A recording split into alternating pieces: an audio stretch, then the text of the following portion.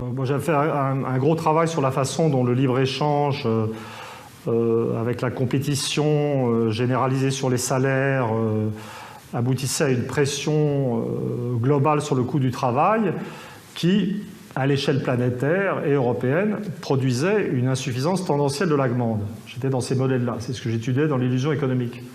La concurrence généralisée ramène le capitalisme à sa vieille contradiction du XIXe siècle, le retard potentiel de la demande sur les progrès de la productivité.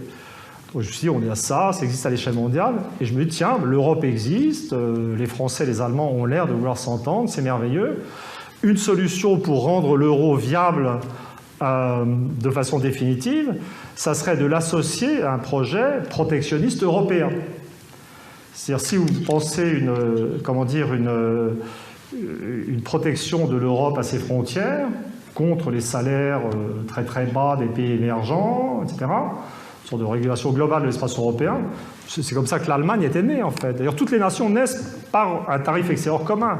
La Révolution française, c'est on abolit les barrières douanières internes et on en laisse à l'extérieur. Le Zollverein, en Allemagne, c'était ça. Je vous disais, l'Allemagne, c'était d'ailleurs la première communauté européenne. Le premier projet européen, il y avait un tarif extérieur commun très important, et puis la politique agricole commune qui faisait partie de cet ensemble protectionniste. Et je dirais que l'euro serait effectivement peut-être une très bonne monnaie, parce que dans ce cas-là, si vous êtes dans un univers d'expansion de la demande, je veux dire, la priorité, on n'est plus dans un univers en contraction en termes de débouchés. Je veux dire, les phénomènes d'extermination d'entreprises interviennent quand, on ne laisse survivre que le plus performant en termes soit de technologie, soit de coût du travail.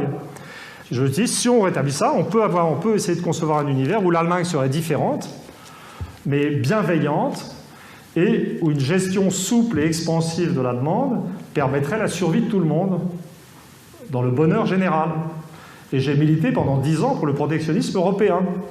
Et donc, à la fin d'un bouquin qui s'appelait « Après la démocratie », qui était fondamentalement quand même un gros livre anti-sarkozyste, mais il y avait des propositions économiques très sérieuses. Et à la fin, je proposais une négociation qui ne se refuse pas aux Allemands.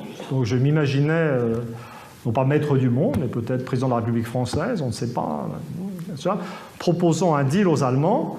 Soit on admet que vous êtes plus puissant industriellement, que voilà, très bien, bravo, c'est votre spécialité, nous c'est autre chose. Et puis, mais on laisse l'euro subsister si vous prenez en charge avec nous un protectionnisme économique européen qui relancerait la demande et qui pourrait être à sa manière bénéfique à l'industrie allemande. Puisque le problème de l'Allemagne, c'est la surproduction en fait, la nécessité d'exporter, une sorte de nécessité intrinsèque, inconsciente, ontologique, d'exporter plus qu'elle ne produit. Même les Américains ont commencé à gueuler contre les Allemands à cause des excédents commerciaux allemands. Et puis on dit aux Allemands, écoutez, on vous donne 2 mois pour réfléchir, et si vous n'êtes pas d'accord, on sort de l'euro, on explose l'euro, et vous êtes étranglés comme les Japonais à certaines époques, parce que votre industrie est trop grande pour la taille du pays, et que la montée du mark reconstitué vous tuerait, je veux dire, en quelques mois, même plutôt que quelques années. C'est un super projet quand même.